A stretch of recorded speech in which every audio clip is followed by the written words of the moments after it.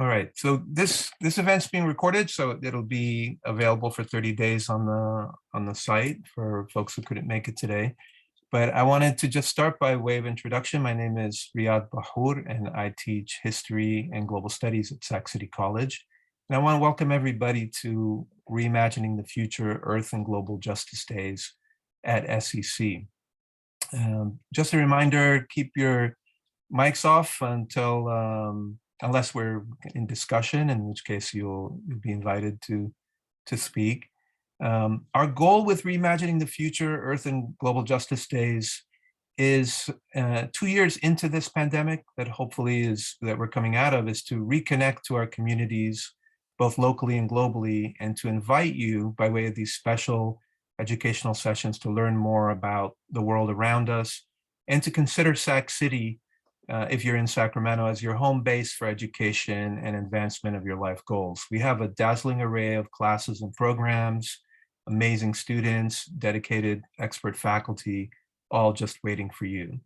The theme of today's programs is Sustainable Futures. I'm really excited to have Isaias here with us today as part of that. And next week's theme on April 28th will be Global Justice. We'll have another full day of programming. So if you registered today, you'll be able to access next Thursday as well. I'm really excited to introduce one of our very own amazing students, Marisa Buenrostro, who excels at Sac City, loves to help people, is a RASA peer mentor, is an officer in the Puente Club, and who's interested in international diplomacy and will be transferring to one of the UCs soon, and plans to get a PhD, right? One of her goals. So hopefully we'll have her back as Professor Marisa one day, teaching at Sac City if she'll have us. Well, Marisa kindly agreed to introduce Isaias for us today. And so Marisa, I'll hand it over to you. Yay, thank you, Professor Bahour. First, let's go ahead and introduce our guest speaker for today, who is Isaias Hernandez, who is an environmental justice educator and activist from Los Angeles, California. He's passionate about making environmental education accessible and advocating for social justice in environmental movements. Growing up, he lived in a community that faced environmental injustice, and it shaped the way that he saw the world. His experiences have led him to create QueerBrownVegan, y'all should follow him, an environmental education page that exists to teach about environmentalism to anyone and everyone, with a focus on social justice and topics not traditionally covered in environmental spaces. He has a Bachelor's of Science in Environmental Science from UC Berkeley and works today as a speaker, consultant, and writer. So let's give it up for Isaias. Yeah, thank you so much, everyone. And I'm going to begin sharing my screen, so just please bear with me for a bit. But it is truly an honor to be speaking with you all. Let me just exit that out, and sorry about that. But yeah, today we're going to be discussing a circular approach in our environmental work. I know that a lot of us, maybe you're not really as interested in, maybe you're not as interested in environmentalism, or you have a policy, you're more focused in policy work or engineering work, but environmentalism really intersects with the work that we do today. But to kind of get started, my name is Isaias. I created QueerBrownVegan. A lot of my work is centered in environmental justice, which looks into advocating for everyone to have access to healthy air, water, and soil with the lens of localization, meaning that I really dissect local issues within my communities and to try to find existing or pre-existing solutions that are being talked about. A little bit about the work I do, since it was a bit introduced on that end, is that, as an environmental educator that really built their platform and has their full-time job online on social media, my goal is to really communicate climate change information and environmentalism to make it accessible for everyone. And so with that being said, I really feel that it is a human right for everyone, regardless of your race, your class, or your status, to have equitable environmental education. And so after graduating University of California at Berkeley, I recognized that a lot of the environmental sectors and careers that I wanted to work in all told me no. They all rejected me. And, we can go into this later in the future, but, I think for myself, I really had this passion for creativity, environmentalism, and digital media. And so it wasn't until I would say 2020 until, that career was a feasible spot for me to explore. So since then, I've really explored different types of works that I do today. And so to kind of get started, right, like for this presentation, and I really recommend everyone to submit any questions and answers. Submit any questions that you may have about this. But, and feel free to respond in the chat, right? Like, how do we think beyond the binary? So when we talk about these binary systems, right, like 0 or 1, right, is a binary set of range of numbers, right? But I try to say, like, it's not so much about you're either good or an evil person. When speaking specifically about individuals, people who are working class people who, have to work a job in order to make their ends meet, right? Like, how do we really understand and get to understand certain issues that are out there, right? When we talk about the climate crisis, right, it's not so much of a person being an evil person. It's about, like, how do we view this system in a very holistic way? And so I really encourage you all of really dismantling or challenging yourself of how you see binary systems in the way that we do environmental work. And we're going to be exploring these issues in the upcoming slides. So kind of this overall theme of, like, what are you doing to expand yourself from the existing systems that you live in, and also to provide nuance and conversations that are often not talked about. And so since this chat is a lot about circular environmentalism and how do we approach our work through the circular lens, I do want to give accreditation to one of my good friends of Leah Thomas, who coined intersectional environmentalism.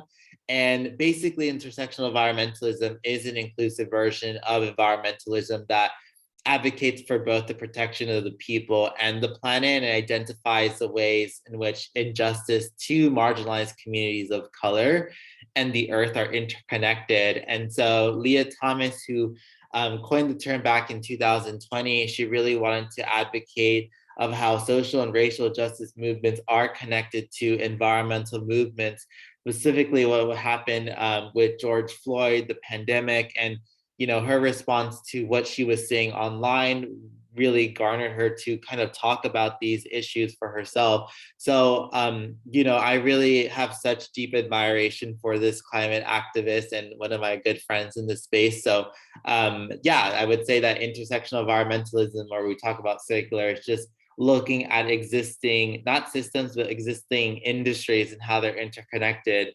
And this can look into our own majors, right? Like, I did environmental science, someone did sociology, someone did mathematics. Like, how are those majors interconnected in the world that we live in today? And how do we navigate that, right? Because there's different puzzles to the solutions that we are trying to address, and the issues that are rooted in such extractive forms of methodologies and systems.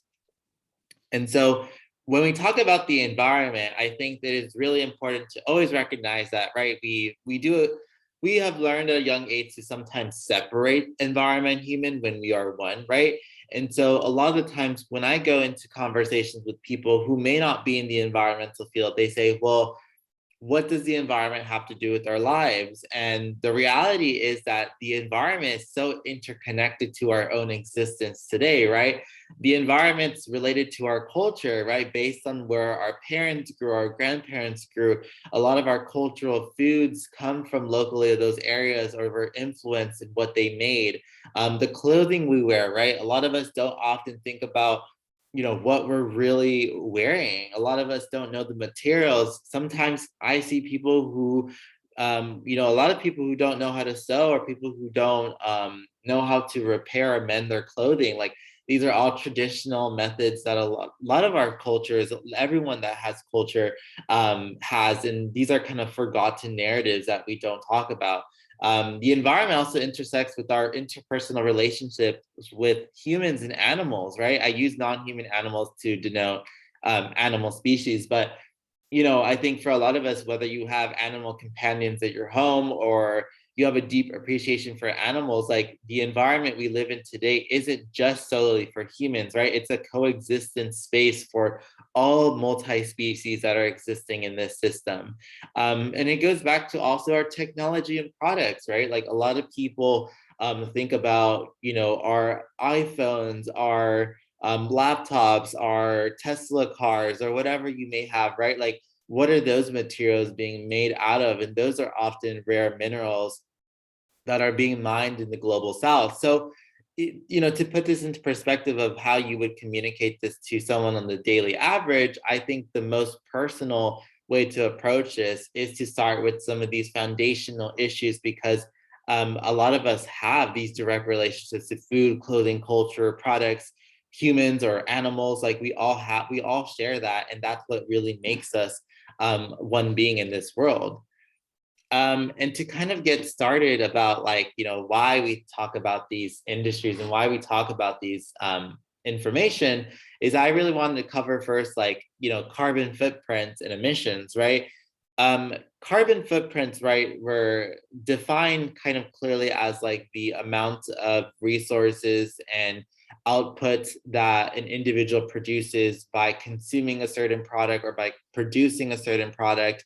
And so when we talk about carbon footprint, there's this really interesting history of if it was really created by the fossil fuel industry, right? There's a lot of ongoing discussion that carbon footprints really does a good job in displaying the individual problem, meaning that my carbon footprint of taking my Tesla car to my local grocery store is X amount of emissions, or my carbon footprint for consuming meat is this much, right? And so carbon footprints, for what it's worth, I would say that they are both useful and also we remain critical about them, right? Because for it itself, I do think it provides introductory forms for young people to get understanding of what does impact mean when it comes to the products that you use. And so a lot of authors have argued that, the original definition of carbon footprint was most specifically looking at industries of what they were producing, and then later it became popularized by the fossil fuel companies and oil companies to kind of publicize it as a way for individuals to have a relationship to that terminology. Regardless of how you see this carbon emissions or carbon footprints, right? I think there's a very nuanced discussion of how much are we going to use these as benchmarkers of how quote unquote sustainable you are or how ethical person of you are, because we know that ethicality cannot be on a scale, cannot be on a moral compass, right? It is about the existing actions that are being done. And one of the things I often hear with CO2 emissions, right, like greenhouse gas emissions, which are like nitrous oxide, or NO2, I believe, dioxide, and then fluorinated gases, right? Like CO2 is one of the major greenhouse gas contributors because it stays longer in the trapping of heat. And so it's becoming so much of an issue. But something I really, really encourage people to kind of become critical about is that the conversation about there's too many people polluting the planet, right? In a study that was done by Oxfam back in, I think, in 2015 or 16, it was clearly found that in a data set of the world population that was arranged by the income status, right? Like the world's poorest and the world's richest, it was found that the richest 10% were responsible for almost half of the total lifestyle consumption of emissions. When it came down to looking at poor working class people, 50%, only around 10% specifically were the ones who had this type of lifestyle that was producing so much less. And so what that meant is that, people like us who may have grown up low income, or people who are working class like you are, your families, the blame is often going to us, right? But when you look at the richest 10%, it's not just the fact of their own lifestyles, right? Like some of them can have private yachts like Jeff Bezos or Leonardo DiCaprio living in these rich mansions, right? Like it accumulates with the private jets, the private planes, the private trips, and also the corporations that they own, right? Like, if you look into Bill Gates and Microsoft, you look into Elon Musk and Tesla, like, all of these individuals, these tech billionaires, or billionaires that are currently such a huge issue in today's society, have contributed so much. And so when the narrative about individuals being a problem comes up, I think we need to reframe that question and say, why is the fact that wealth inequality exists? And when looking at wealth inequality, you'll see that there's a large percentage of consumption of emissions from the richest 10%. And so these emissions then carry on from different countries, right? Like the Oxfam data report that I talked about, like it kind of looked at the wealthiest 10% of the global population, right? Specifically in the global north countries, right? We're looking at America, United Kingdom, Canada, and in global south countries, like that varies in which region you are. But the fact is that global south countries have produced the least amount of emissions. And this continues to portray this negative commentary about how we see the world, right? Like the phrases that we sometimes see in international real development history of the terms a developed country versus an undeveloped country, or what are other terms that they sometimes use, right? Like a third world country and in a first world country. Like these types of terminologies need to be dissected and to be to be examined in our work, right? So our conversation is now really focused on these policies and actions that are addressing emissions from the top down and bottom up approach that inequities associated with it, right? As we see continuously severe weather events increasing, economically exploited countries, like we see in countries in certain parts of Asia or in Africa, in Latin America, like they will be one of the highest rates that are going to be affected the most. It's not to say that the United States isn't being affected, because we clearly see that right now. Even if you live in the Bay Area, you're probably most common knowledge of the wildfires that happened in the Bay Area from 2014 and to now, right? Like you see sometimes wildfires popping up. And so the question goes into this idea of like, okay, so who are some of these polluting industries, right? Like I know fossil fuel companies pollute the planet, but what are the existing industries that we can cover that we don't see a lot in academic institutions? And so I tell people, right, like, the most common ones that are talked about is the energy sector, right? So think about fossil fuels, think about the existing infrastructure to build fossil fuels, the amount of equipment used to oil drill in the oceans or in the land, that all cost money and emissions. We think about transportation, right? Think about not so much about your parents using a car, but think more large scale, like the air flight industry. Think about the airplanes. There are literally so many airlines that are sending airplanes without passengers across the countries. And that is such wasteful energy. And also the amount of private airplanes that are being sent. And then what you would call the mass urbanization of car culture since the 1940s and 50s and 60s and beyond, right? Like the existing cities that we live in today are such inaccessible spaces for so many people that we rely so much on car culture. I live here in the East Coast, and so I take the subway a lot, but that's a privilege because when I lived in Berkeley and I lived in Oakland, I also had some form of transportation. I had the BART, right? A lot of us, whether you have taken it or not, or taking the train or the local bus, that is a privilege in itself. We think about agriculture, right? Like agriculture, the food that we eat, whether that's looking into the meat that is sent over to our grocery stores or the produce that that is given to us. There is such a large scale amount of pollution, whether you look at the privatization of lands, the displacement of communities, and what you would say the parasitic relationship that farmers are in right now when it comes to them owing millions of dollars to these large agrochemical companies. And that itself is an issue. Whether you look at the fashion industry, right, or the food retail industry, or we want to talk about the prison, the immigration, or the military industrial complex, like some of these industries are existent and are obviously rooted a lot in slave labor. And so like we need to talk about these issues because yes, they are being talked about by so many activists, but we need to continue having these active conversations about them. And so when we get into industrial agriculture, one of my most, not favorite topics, but I would say most inclined that I love to talk about is that talking about how we see food, right? Our relationship to food is very influenced by culture, by region, by locality, and by the amount of resources we have.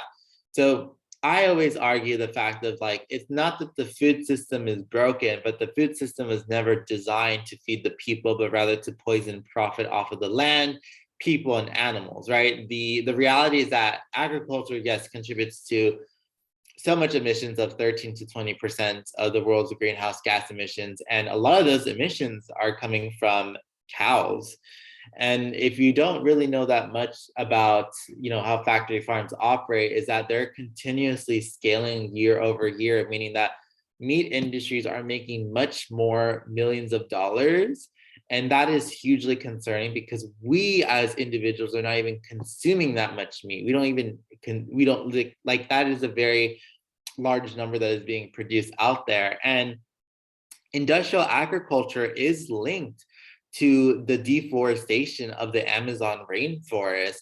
And when you're ripping away biodiversity and displacing indigenous communities, you're creating a global environmental injustice. So when I talk about industrial agriculture, I'm trying to get at the point that's saying that, it's not so much that I'm anti-GMO, it's the fact of like these corporations have large political and economic power within our governmental structures that have allowed them to continue building and expanding their profits year over year.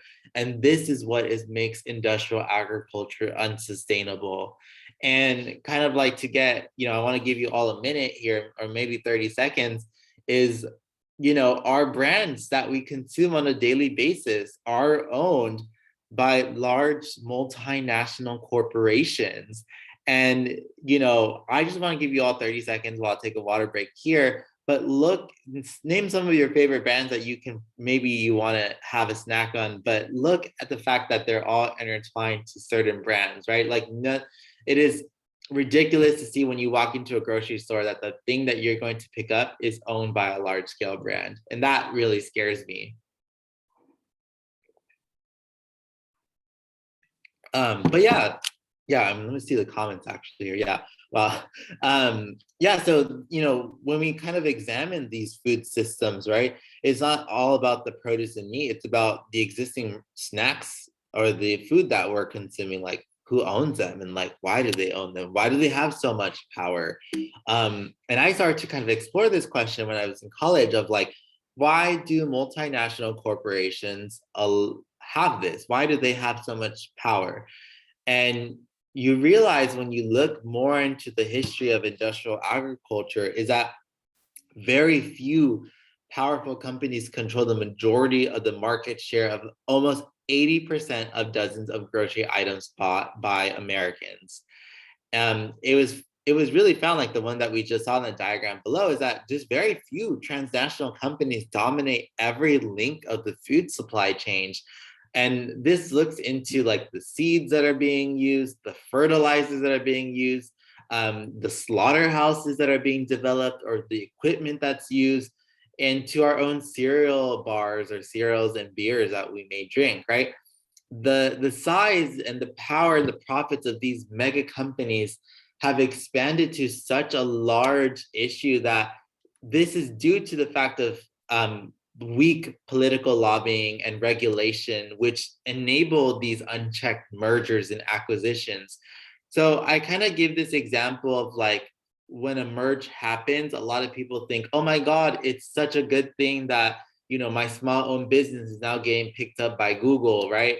But the reality is that like, the reason why companies merge is, yes, it's an economic benefit for them, but this also allows for less competition and more centralization of power for those companies. And another example is like, phone services. There's AT&T, T-Mobile, and then other ones. And there used to be Sprint, but I think Sprint got acquired but I don't remember by which company specifically. But when you have more of these large corporations that have large monopolies over brands, then that means that small-owned businesses do not have a fair share of competing in the market because they're always going to be outbidded, meaning that they have artificially suppressed economic prices on the favorite products that we may buy. So a small business who may be doing it more ethically, sourcing it more ethically, has a higher price because they're a small-owned business and they're not able to produce that much items. They get either outbidded, or what you would say, they lose profit because they're, customers are going to say, I'm not going to spend $20 on this cereal box. I'm going to spend $5 on Lucky Charms or Cinnamon Toast Crunch because that is what's more accessible to me, and I know the cereal, and I don't care about this $20 cereal. So these are kind of the issues that we're currently facing here in America, is that, yeah, like 2 million farmers grow our food and they are still underpaid, and the consumers that what we're eating, we're still being ripped off in our market today. And yeah, I guess, like, a lot of the times we ask ourselves, okay, well, what does, how is this conversation being interconnected from what we talked about of if it's good or bad, right? Like, we're really exploring the depths of these conversations. And for a lot of us, when we talk about clothing, like I mentioned before, we have to make these connections that how is industrial agriculture connected to our clothing? Well, that's simple, the fibers that we're using today. And for a lot of people, I kind of just want to take a few minutes of asking yourself, have you shopped at these businesses before? I will also admit, and I will call myself out on here, is that when I was 18 and when I was at Berkeley, my parents forbidden me to buy at fast fashion stores because they saw $20 sweater or $15 shirt as expensive to them. So I shopped a lot at Forever 21 and H&M and Uniqlo growing up in college for the first 2 years. And then I said to myself, this is not really ethical of me to be doing this. So when we think about fast fashion brands and industrial agriculture, the supply chains are directly linked, whether that's the cotton, whether that's the fibers that are being used, the plants needed to produce these clothing. But all of these fast fashion brands have high level rates of environmental contamination. And we're going to be talking about it because I feel that it is such an important topic. And I see it so much in younger generations, where a survey was done and to Generation Z, and they actually said that they thought Shein was a sustainable fashion brand. And that itself concerns me, that if we look at these brand logos, we think, oh, well, they're sustainable and they're cheap. And we have to explore, why is it that so many young people love fast fashion, right? And I also go back to it of like consumerism in our society today. So a fun fact that you may not know about fashion and what's currently happening in this industry is that the business of fashion recently found out that Shein is one of the largest contributors of fashion criminals in producing so much textile waste. It was actually compared to H&M, Zara, Boohoo, of like the amount of styles that they added per year to date. And Shein actually produces almost 500,000 styles per year, which is extremely concerning, because how many of you actually wear your clothing that you have in your closet every day, of like every outfit that you bought? Like, there are some clothing I still have from a few years ago that I don't wear anymore, and I still have in my closet. So how much clothing does the average person really need to do that, right? It's so concerning that Shein makes these people look like, like children, right? And that for itself is an overwhelming, very stressful experience on that end. But when we talk about fast fashion, in back in 2013, there was a collapse in Bangladesh called the Rana Plaza, and it killed over 1,000 people while injuring so many thousand more. And at the time, those workers were making around 38 euros a month, which is only $1.43 a day. And majority of those were women and girls and children. And the world, right, was grieving about this inaction that happened and how these connections were connected to the Western clothing, because it was found that fast fashion brands had their factories there where it collapsed. And so where does this leave us now in the conversations of fast fashion, right? The fast fashion industry hasn't slowed down its production of clothes. It continues to exploit majority of women and children. This becomes a human rights issue. This becomes a gender rights issue, a women's rights issue. And so we continuously start to see more and more of exploitation happening year over year for fast fashion brands. And people in the global South are the highest victims of Western imperialism, meaning that a lot of factories no longer exist in the United States due to worker unions or corporations saying, you know what, I can go exploit these other women of color in a different country for pennies and I can get away with it. And so when I try to talk to people about fast fashion being bad, I'm not saying that them themselves participating in that system is bad, because I think that we all contribute to exploitation. But I think it is possible for an individual to start to ask themselves critically, saying, what am I doing to divest away from an extractive system while also advocating for, sustainable change? And, large industrial brands market themselves as sustainable, which is why I brought up the point of a lot of Generation Z thinking that, that fashion is that, H&M or Zara, whatever, are sustainable brands, which they're not. And they never address the system which is built on colonialism. And some of these companies are constantly talking about their ethical supply chains and trying to pay a livable wage, but it's false commitments, because we're currently seeing how so many workers don't even have the right healthy work conditions to go into a workplace, and to advocate for them to just have a mask, or if the workplace can be clean because there's so much silica dust that's going in the air. It's just extremely concerning. And then, a lot of people then talk about like, well, Isaiah, sustainable fashion's expensive, it's classes that you're trying to tell me to buy these clothes. You're attacking me. I'm not a bad person. And I think we need to kind of step away of like, we're not targeting the individual, we're targeting the existing system and how we contributed to that system. And I think with sustainable fashion, the truth is that it's about justice. It's about power, and it's about redistribution, right? The use of sustainable and ethically sourced material is, in fact, a step to a new direction. But the challenge is the scale that we're fighting against, right? Western consumerism is such a huge issue in our society today, where we've normalized for us to go shopping weekly. Like, we have access to stores Mondays through Sundays to buy clothing from 8 a.m. or 9 a.m. to 5 p.m. Like, that in it itself shows how much we really need to change our habits as people in this planet.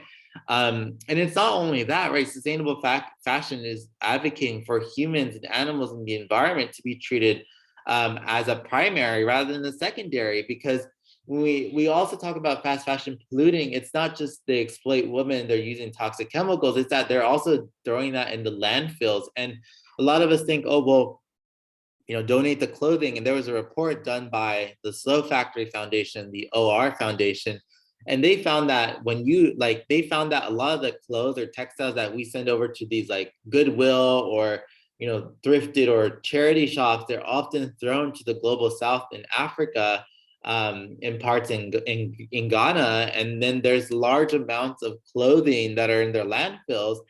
And the women who produce their own clothing in the global South are no longer able to compete to make their own pieces of clothing, because people are saying, well, I can just get this in the trash in the landfill because there's so much clothes that are being sent here.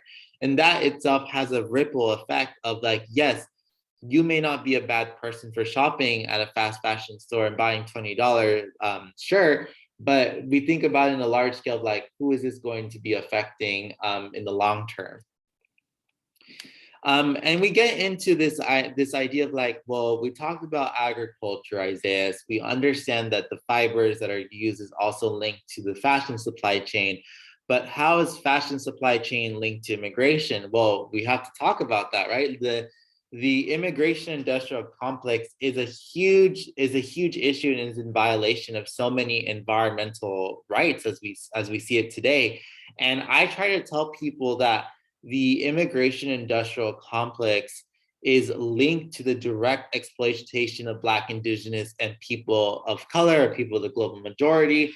And that specifically kind of addresses how majority of the people working in these industries, in agriculture or in the fashion industry, are undocumented people, are people from different parts of the country that do not have access to a social security or to be able to apply for a governmental job. And these communities are continuously being oppressed by the global capitalistic structure that we live in today. So the definition of the immigration industrial complex is really interesting. We'll get into the next slide, but it's in violation of so many human and environmental rights. Like, imagine where we lived in a world where borders did not exist and people were no longer labeled as undocumented or underdocumented based on a paper that upholds the settler colonial ideology of that I have more rights as an individual than you because I have a paper that deems it by the state, by the government, that I am more legal to stay here than you. And that is extremely concerning to me. The United States itself, right, for what it's worth, and a lot of people try to praise it, is that it's a settler society that was founded on white supremacy and colonial expansionism, right? Like, indigenous communities face the highest rates of genocide and displacement, and they still continue to exist and resist in movements. Black people that were forcefully taken from their native countries and they were enslaved, they built the existing infrastructure and systems, and yet they still don't benefit from that capital wealth that was done during the industrial era or pre-industrial era. And their goal for the United States is to continue remaining as a dominant force to suppress indigenous peoples and to assert state sovereignty against people who are seen as other, meaning otherization, meaning that seen as less than, or people who do not live within the geographic borders of the state.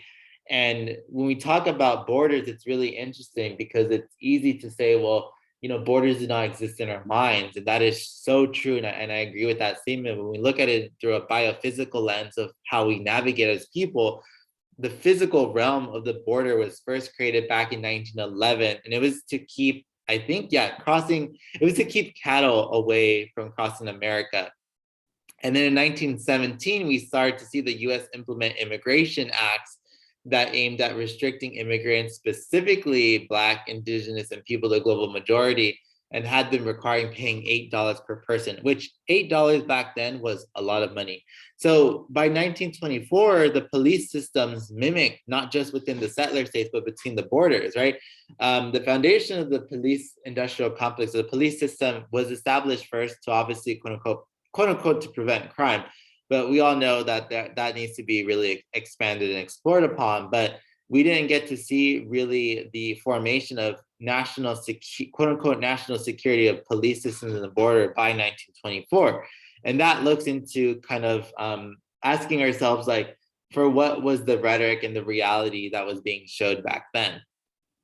And for myself, I've always been someone who has advocated for social justice and racial justice, right? Like, immigrant rights is connected to environmental rights because so much of the existing system that we live in today imprisons individuals, and especially what we're seeing today, how children are not only being detained by immigration detention centers, they're built on existing toxic polluted mines, on polluted environments, and they are also being sprayed by toxic pesticides, by ICE agents. And this itself is a human rights violation, and why I've always been clear that in our environmental work, we must acknowledge how justice-oriented movements are aligned into fighting for a better planet. And I tell people, language matters. Language really does matter because it's both a powerful and dangerous tool to describe our pain and power. Yet when that language is often co-opted or switched up by outright groups or white supremacist groups, then we continue to see violence being increased towards immigrants, especially far-right groups. And, I use this example of, this horrific example that happened in Texas back in 2017 or 16, I believe, where a shooter came into a Walmart to literally harm Black and Indigenous and Latin communities. And, in his manifesto, they saw that this individual was saying that, immigrants of color are ruining the planet. They're overpopulating and they're stealing natural resources. We're already in a climate crisis. And ecofascism itself is a very problematic and very racist view of the world, of how individuals kind of adapt this anti-human rhetoric, and to say that, people of color are the ones destroying the environment, without actively addressing how, colonization, imperialism, and capitalism have really contributed to the degradation of the planet. And I see this right now with, what happened with Trump's presidency, and what we're seeing today with climate refugees, is that more and more people are saying, I'm an environmentalist and I don't want immigrants because immigrants pollute the planet. They make our communities dirty. They don't know how to speak English. They're dirty people. And that itself is racist and needs to be confronted by, and to kind of really educate people, because misinformation in the environmental movement is such at a high alarming rate that, yes, it may be harmful in some way, but it's getting to an extreme where there's literally people who are saying, oh, well, people of color are literally hurting my environment, so I have to cleanse them away. And that itself is very scary, and something that I've been talking to with governmental officials, and how we can really fight against this system. And then let's see, next slide.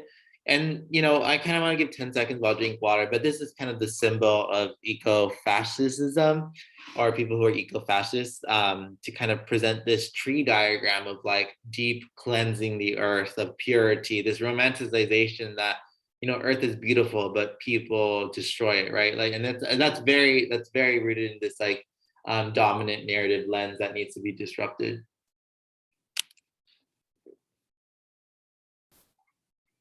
And so, I get into a lot of conversations with folks about asking about greenwashing. And I kind of define greenwashing as when corporations, institutions, or organizations create either products, policies, or development that is denoted as green under the disguise of green capitalism. And this can specifically look into sometimes the materials used being unsustainable, the policies that are being pushed for still allowing for an existing system to exploit, or what you would say lying to the public about the benefits of the existing system or developmental project that it's going to bring. And so obviously these are very common examples of like, brands that like have been caught, greenwashing, like H&M, Unilever, like Libyan Planet, all these plastic bottle companies, like they all contribute to some form. And I kind of laugh about this one example because I literally, there was this brand that was recently came under fire saying that, I'm a paper bottle, and it was from Innisfree, the brand. And I actually thought it was a paper bottle, right? I was like, well, how convenient is this, right? And there's a diagram that showed that someone opened it and it was literally a plastic bottle. But it goes to show like, is it actually really working? Like, are people thinking buying these products, making them more sustainable, truly helping them? So I think that's like a huge issue for a lot of folks. And then we get into like this idea of like climate doomism. I kind of define climate doomism as this popularized term that's risen on social media, that saying that there is no future for the hope for the planet. And we can refer to climate doomism as this pathway to ecological destruction due to anthropogenic actions created by human society. But, climate doomism is often used as a scare tactic to disempower the collectivized communities of color on their journey for environmental liberation. Because most often not, the people who say the end of the world is near, never say that the role of white supremacy and how it played in depleting natural resources, depriving communities in the global south, stealing and displacing indigenous communities, those are not talked about. And this is why interconnectedness matters to have this circular framework of environmentalism. It's not so much that human society, yes, human society as individuals, we all have environmental impacts, but the ones who have created the most impacts have been existing industries and governments from the global north that have had the economic say to say these things. And so when we kind of like navigate our, anxiety towards the climate crisis, I would say that, when people say, oh, well, people of color don't care about the environment, or, you don't care about the planet, I say so many Black, Indigenous, and people of color are often taught to normalize injustice, whether that's social, racial, or environmental injustice. And these experiences influence how we can react in both external and internal situation, right? A lot of people, when I go into low-income communities and I talk to them and I say, what do you think of an environmentalist? They say, well, I don't know what that is. That's not me. And I said, no, you are an environmentalist. Your own existence is part of the movement that we're fighting for. And so it is really sad to see this, because a lot of communities low-income communities are on the brink of their survival. And I think for a lot of people to say, well, no one cares about climate change is unreal and, is a lie, because our communities, our cultures, our stories have always cared about the planet. Our parents have always instilled sustainability within ourselves, whether that was based on survival or, reusing things. Like, these are all kind of common examples that we all share as commonalities that individuals have been using. So I always tell people that is the most important thing to be doing. And I tell people, like, solutions to the climate crisis is such a hard and active conversation, but they exist within individual and systemic change, meaning that we need both in order to create this harmonized movement, right? We need both that are intertwined to be able to liberate ourselves from the crises that we're currently facing as individuals. And I kind of want to give people, as we kind of come to a close to this, is to think about an existing sector that you're most interested about and ask yourself, how can I confidently engage in that issue, right? These are some of the examples that I give to people. It does not have to be what you think. You can also think about your own. But I think about, let's say I'm really interested in just being vegetarian or plant-based or vegan. Like, how can I reduce the amount of meat that I consume and learn about food justice, meaning that, I believe that every low-income community should have access to healthy air, water, and soil, and healthy food. Or if I'm low waste, right? Like, I'm trying to reduce my plastic waste. How can I also make sure that while I'm doing this individually, that I also advocate and learn about environmental justice and reproductive justice? Because as we know it now, the plastics industry and petrochemical industries are situated in low-income communities of color, specifically a lot in Texas, that are causing high birth rates of defects and unfortunately miscarriages for a lot of young people or women that are going to be giving birth. And technology, right? Like, what does sustainable technology look like? A really fun factor that's currently happening right now is deep sea mining. As Tesla as a car company becomes one of the most electrified and EV battery cars out there, they're also looking to expand their net worth. And there's only so much amount of minerals available in the lands that they're going to look into the sea, potentially in the future, to explore that expansion. And so, we need to be looking into these solutions, how they're interconnected. Or education, like, how do we get more educators to talk about climate change, because it's a very political issue for some people. Or policy, like, what are the existing issues in my community that are related to the crisis? Or even fashion, like, how might I choose other brands that are more sustainable and safe for me to use? And I tell people, like, ask yourself these questions, like, what is your history? What influences the work that you do? What do you want to do in your lifetime? I think as college students, we kind of think, I just need money, or I just need friends, and I just need to make it, right? But what is your history and what is your relationship to the work that you want to do, right? Like there's obviously an interest of why you're choosing that major, or why you're really influencing people in your community, right? Because you've had this passion for a while. And cultivating community is really the key to save our planet, right? Like no one is born radical, but they're very influenced by their environment. And it's not about oppression Olympics of like, I've gone through so much and you need to understand that. It's really focusing on how do we acknowledge the forms of oppression that we contribute to, and how do we unlearn that and relearn new values that are better, that we can become better people to our communities, to the land, to the culture.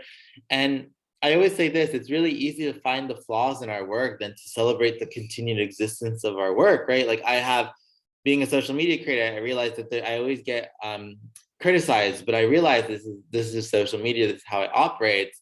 And I really believe that we kind of entered this point where we think that no one's doing a lot around us, but the reality is that a lot of us can sometimes be disconnected from our community, and we don't know the work that we're doing, right? In college, I did a lot of environmental justice work in my local school club, and that really changed my mind of how I can take action as a college student, because I'm also stressed and I'm trying to pass my classes. So, these solutions are existent, and I think we need to be tapping more into our community-based relationships to create an everlasting world, so we can teach younger generations and older generations that this can be done. And to kind of like finish off, it's like I try to think about the current issues that we face today, and from this diagram of how the isms that currently exist, and how white supremacy is very embedded in the roots of how we see the world, right? Like there's a lot of commodification today, individualism, competition, and things like that. And so I always tell people these are kind of the most important things to remember. And yeah, we cannot liberate ourselves from the ecological crisis without our community. So when we talk about climate change, that we have this very optimist viewpoint of the world, and also a realistic viewpoint of like, yes, we can acknowledge that I can feel helpless, but I can also feel hopeful at the same time while I'm doing my work. And yeah, thank you so much for you all for having me. I know that I really want to get into Q&A, and I want to give this time for anyone to kind of ask any questions and questions that you may have about this presentation, just because I really want to have this thoughtful discussion. Bravo, Isaias. I couldn't find the clap reaction, so somehow I reacted with a coffee cup. It's the only thing available in the reactions, but that was really fantastic. I mean, actually, everything you covered, that could be a course in and of itself, really, right? Like every aspect we could sort of elaborate on and go deeper into, and you gave us a really amazing overview into the different things to have on our radar, right? Basically. So I think, there's some students here, and we're lucky to have you in this intimate setting. So if folks want to unmute and join the discussion, that would be great. If you're shy about that, you can also just kind of write in the chat. But we still might invite you to unmute and read your question if you want to. My question's kind of logistical, is like, could we have a copy of your presentation? Yes, absolutely. I can send that over for anyone who's interested in just learning more. And if anyone wants the exact sources of how I got them, I'm happy to also send them there. All right, cool, thank you. All right, the gratitude is coming in the chat.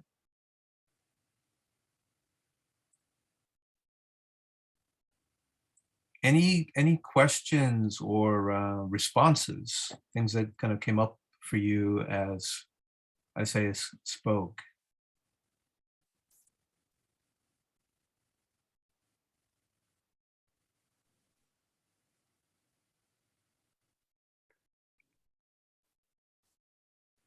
Well, I have a question. I have a few questions, but Yeah, I want to start with something really simple and basic. Like you noted early on how a lot of people don't know how to sew or mend their clothes. Something as simple as that used to sort of be a basic skill. what's the importance of learning something as basic and simple as just basically how to mend something versus throwing it away, like moving away from not just the consumer culture that we have, but the disposable consumer culture that we have? Yeah, I would say that it's really interesting. I saw this diagram once saying that, how is it that younger people like me know how to name 10 brands versus we don't know how to identify 10 plant species that are in our environment? And that actually made me very concerned. I think the importance about learning local skills is recognizing that how much capitalism has devalued that, meaning that, oh, your mom's a nail technician, oh, she's not skilled enough, or oh, your dad's a gardener, oh, that's not a skillful job, that doesn't make money. And so we've really devalued a lot of these traditional skills that our families have taught us. And I'm really privileged to have grown up in a family where like my mom literally forced everyone to like cook, clean. So like she didn't care who you were. She's like, everyone needs to know this.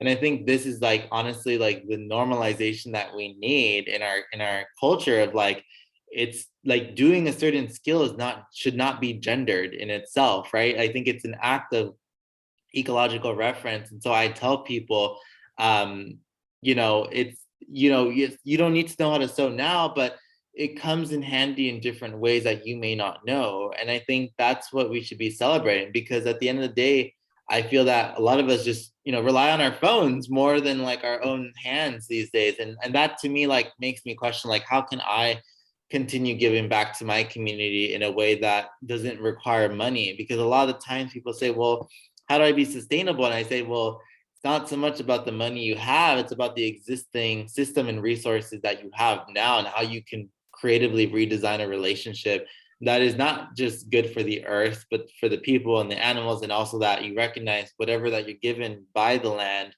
you also return it back to its state. So then it kind of creates this cyclical relationship. That's awesome.